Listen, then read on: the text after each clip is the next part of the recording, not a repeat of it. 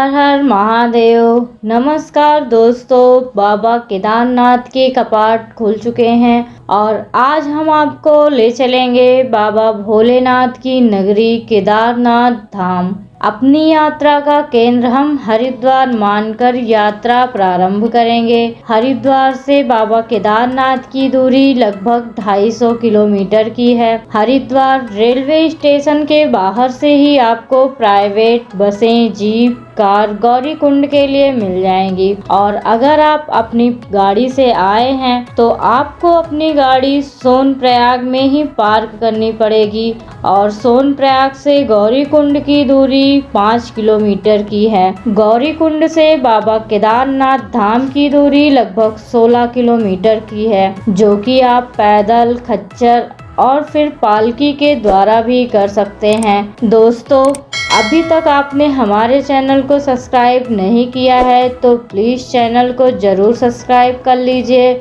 और वीडियो को फटाफट लाइक कर दीजिए। चलिए दोस्तों, अब हम आपको बाबा केदारनाथ धाम के दर्शन कराते हैं। दोस्तों, केदार का मतलब मोक्ष द्वार होता है, जहाँ के का मतलब मोक्ष और दार का मतलब द्वार होता है। ऐसा शिव पुराण में बताया गया है कि जो केदारनाथ धाम के दर्शन करते हैं उन्हें मोक्ष की प्राप्ति होती है। शिव का यह मंदिर उत्तराखंड का सबसे विशाल मंदिर है और इस मंदिर को कटवा पत्थरों के विशाल शिलाखंडों से जोड़कर बनाया गया है। केदारनाथ जी का मंदिर 6 फुट ऊंचे चबूतरे पर बना है और इन शिलाओं का कलर भूरा यानी कि ब्राउन कलर का है। मंदिर का गर्भगृह बहुत ही प्राचीन है, जिसे लगभग 80वीं शताब्दी का माना जाता है।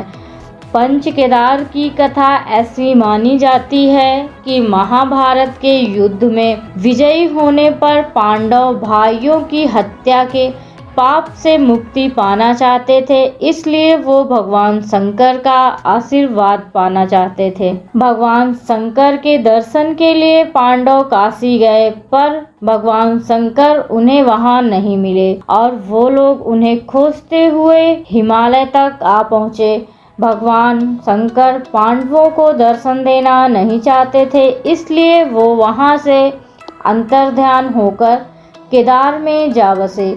दूसरी ओर पांडव भी लगन के पक्के थे, वो उनका पीछा करते केदार तक पहुंच गए।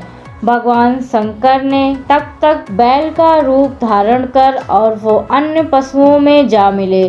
पांडवों को संदेह हो गया था, अतः भीम ने अपना विशाल रूप धारण कर 2 पहाड़ों पर पैर फैला दिया। अन्य सब गाय बैल तो निकल गए, पर शंकर जी रूपी बैल उनके पैर के नीचे से जाने को तैयार नहीं हुए। भीम बलपूर्वक इस बैल पर झपटे, लेकिन बैल भूमि में अंतर्ध्यान होने लगा। तब भीम ने बैल की पीठ का भाग पकड़ लिया। भगवान शंकर ने पांडवों की भक्ति दृढ़ संकल्प देखकर प्रसन्न हो गए और उन्हें तत्काल दर्शन देकर पांडवों को पाप मुक्त कर दिया।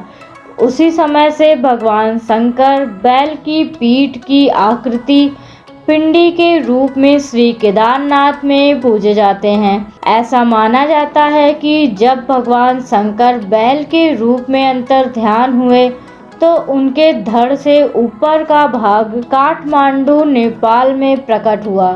अब वहाँ पशुपतिनाथ का प्रसिद्ध मंदिर है। शिव की भुजाएं तुंगनाथ उत्तराखंड में, मुख रुद्रनाथ गढ़वाल उत्तराखंड में, नाभि पद्महेश्वर गढ़वाल उत्तराखंड में और जटा कल्पेश्वर गढ़वाल उत्तराखंड में प्रकट हुए।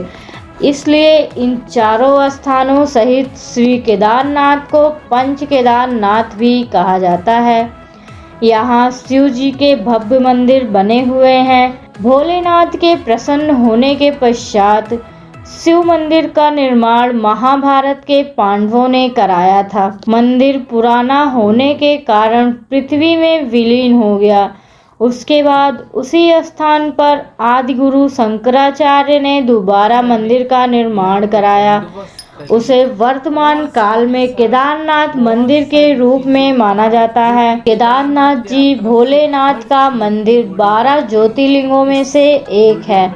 दोस्तों, सर्दियां शुरू होने से पहले दिवाली के दूसरे दिन भैया दूज के दिन केदारनाथ के कपाट बंद हो जाते हैं। अगर आप भोलेनाथ जी को सच्चे दिल से मानते हैं तो प्लीज़ कमेंट बॉक्स में हर हर महादेव लिखना मत भूलिएगा। मिलते हैं अगली वीडियो में, तब तक के लिए नमस्कार।